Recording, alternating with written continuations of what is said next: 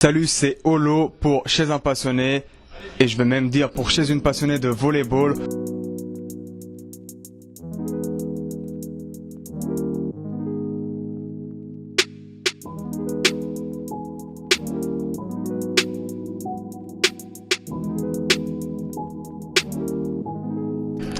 Aujourd'hui, je suis avec Oumaya. Déjà, je prononce mal, on dit comment? Oumaima, excusez-moi. Où est-ce qu'on se trouve aujourd'hui? On est à la salle Colette Besson, c'est la salle d'entraînement où on s'entraîne le volley. D'accord. Voilà. Toi, tu joues ici depuis 2018? Exactement, ça fait bientôt 6 ans que je suis ici. Ouais.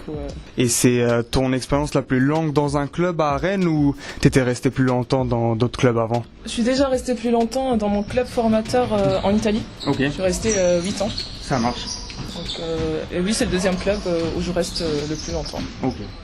J'ai lu que tu étais passé à travers différents clubs, différentes villes. Tu as fait le Maroc, l'Italie, la France.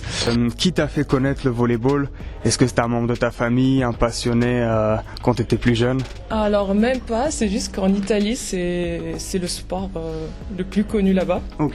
Donc tout le monde fait du volley. Dans tous les petits villages de 3000, 4000 habitants, il y a un club de volley. Ce qui manque un peu dans d'autres pays.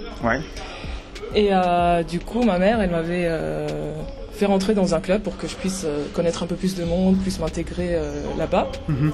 Donc c'est comme ça que j'ai commencé dans un petit club, dans un petit patelin. Et qu'est-ce qui se passe après l'Italie?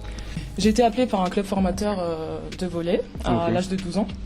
J'ai commencé à m'entraîner là-bas, c'était tous les jours 3 heures. Quelqu'un qui a 12 ans, c'est beaucoup. En sachant qu'ici en France, par exemple, ils s'entraînent 3 fois par semaine, 1 heure. Donc c'est différent. Donc oui, c'est très différent, mais après c'est la base. Enfin, en Italie, tout le monde s'entraîne autant. C'est ce qui fait que le volley en Italie est très développé, d'ailleurs. J'ai vite joué en équipe senior. Et après, j'ai décidé de partir en France pour mes études. C'est là où j'arrive à Mulhouse. Et c'est des études en immobilier, c'est ça? Là, actuellement, je fais des études dans l'immobilier, mais avant, j'étais au lycée, donc c'était pour passer le bac. Trop tôt l'immobilier. En fait, comment arrive la convocation au Maroc, sachant que tu voulais faire une pause à cette période? Oui, donc en fait, en arrivant en France, je me rendais compte que le niveau, c'était pas pareil, c'était pas le même rythme d'entraînement, donc ça m'a mis un petit blocage. Donc j'avais décidé d'arrêter. J'étais au Maroc en vacances. Et c'est à ce moment-là où il y a une fille que je connaissais sur Facebook. Voilà, elle m'a dit qu'il y avait un stage de l'équipe nationale. Ça marche. Du coup, ils m'ont appelé, j'ai dit que ça faisait longtemps que je ne m'étais pas entraînée. Ils m'ont dit d'essayer. En 3 jours, ça s'est fait. Efficace. Donc j'ai été appelée assez rapidement, c'était dans l'heure même. Ils m'ont appelé, ils m'ont dit tu viens. Du coup, je suis allée, je portais des chaussures taille 40 parce que j'avais pas mes chaussures là-bas.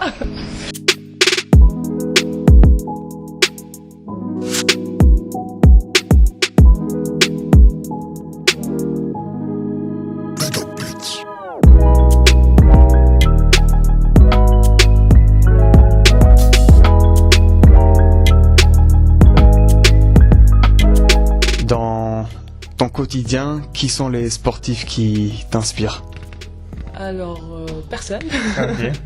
Mais si je dois en citer quelques-uns, je dirais Serena Williams, avec son histoire, ses blessures, comment elle est revenue de rien à revenir top 1. Sinon, il y a également Ronaldo.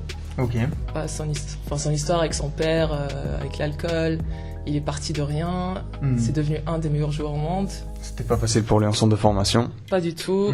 Donc, tu fais une belle transition avec Cristiano Ronaldo par rapport à sa préparation physique, etc., qui est assez impressionnante. Quel est le rapport un peu avec le préparateur physique, genre par rapport à la communication, la relation que tu as avec lui? Physique, elle est très spéciale. Mais elle est surtout basée sur la confiance et la transparence totale. Donc s'il y a quelque chose qui me plaît pas, je le dis clairement. Si quelque chose me fait mal, je le dis. Il nous programme nos séances par rapport à notre ressenti, par rapport à nos blessures, par rapport à ce qu'on a besoin de développer.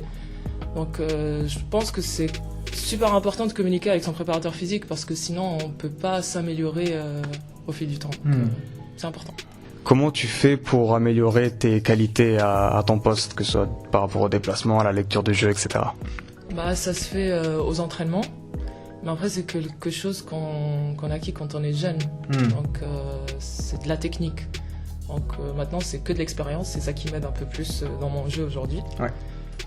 Et c'est comme ça, plus tu gagnes de l'expérience, plus tu t'améliores. Donc est-ce qu'il y a des restrictions alimentaires ou des choses que tu dois en manger plus peut-être pour être meilleur ou pas du tout? Alors peut-être que certains font attention à ce qu'ils mangent, moi non. Ouais. Mais oui, des fois il faut faire attention à ne pas prendre plus de poids, à manger plus de protéines pour éviter les blessures, boire beaucoup d'eau. Donc oui, c'est des trucs basiques mais importants. Comment s'appelle ton club et comment tu le situerais à un niveau national? Alors, c'est le Rec Volley. Donc, je dirais que c'est un club en voie de professionnalisation. Donc, l'année dernière, on a joué les playoffs. Cette année, notre objectif, c'est les playoffs. Pourquoi pas une montée si on y arrive.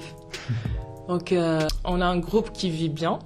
C'était un peu compliqué en début d'année. On a enchaîné un peu des défaites. Okay. Mais là, ça s'améliore. C'est plutôt encourageant pour la suite. Ouais. Et j'espère que ça va continuer comme ça.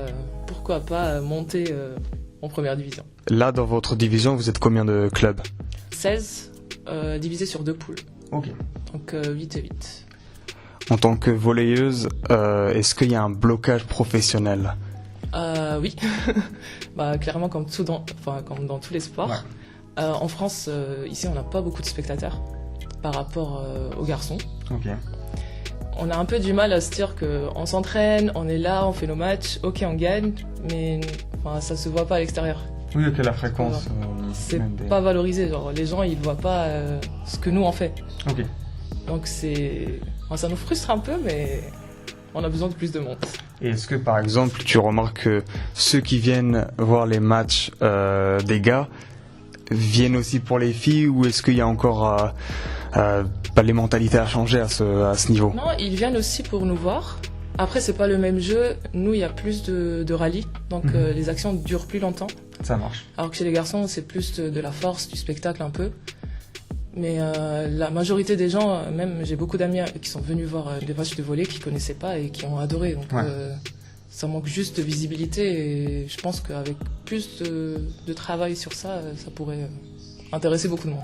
Et les playoffs, ça consiste en quoi exactement? Est-ce que c'est comparable à d'autres sports comme la NBA, comme le basket plutôt, ou pas du tout? C'est un peu pareil, mais on a les 4 premières de chaque poule qui jouent les playoffs. La première, qui finit première, elle monte en première. Donc automatiquement. Oui. Ça marche. C'est un peu ça. Et quelle est la fréquence en fait des entraînements avec le Maroc, et comment est ton agenda en parallèle de ton club? C'est un peu compliqué, mais c'est souvent l'été. Donc dès que ma saison elle est finie à Rennes, je pars au Maroc. Je suis souvent en stage, donc ils nous appellent 1 mois, 3 semaines avant pour nous dire qu'il y a telle ou telle compétition à ces dates-là. Et on essaie de se préparer avant, donc on rentre en stage 1 mois et demi avant, 2 mois avant, donc ça dépend. Et on fait pas beaucoup de matchs amicaux par contre. C'est dur de trouver des pays qui veulent faire le déplacement, venir jusqu'au Maroc, ou bien que nous on aille jouer avec eux. Donc c'est que l'été, donc j'ai pas de vacances. Simple, pour me suivre, c'est sur Instagram, donc c'est Cheyenne-94. Et pour suivre le club, c'est le Rec Volley ou bien Rec Volley féminin. Voilà. Là, vous avez toutes les infos. C'était Holo pour Chez un Passionné. N'hésitez pas à vous abonner, le petit pouce bleu. À très vite.